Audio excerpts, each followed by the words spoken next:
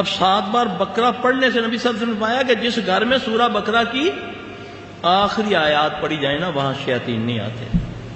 جس گھر میں بقرہ پڑھی جائے وہاں شیاطین نہیں آتے. جس گھر میں روزانہ 7 بار سورہ بقرہ پڑھے پھر بھی جنات تباہی مچائیں تو پھر کوئی نہ کوئی تو مسئلہ ہے. میں نے بولا زیادہ پڑھائی جو ہے وہ بھی نقصان دیتی ہے. اس کے لیے بھی آپ کے جسم کے اندر اللہ نے کچھ اعضاء رکھے ہیں جو کہ سونے سے وہ پورا کر دیتی ہے. وہ قدرت کا ایک سسٹم ہے. جب آپ لمبی لمبی پڑھائیاں کریں گے پھر بھی آپ پر جنات غالب آ جائیں گے. مسنون طریقہ ہے ٹائم پر نماز پڑھو.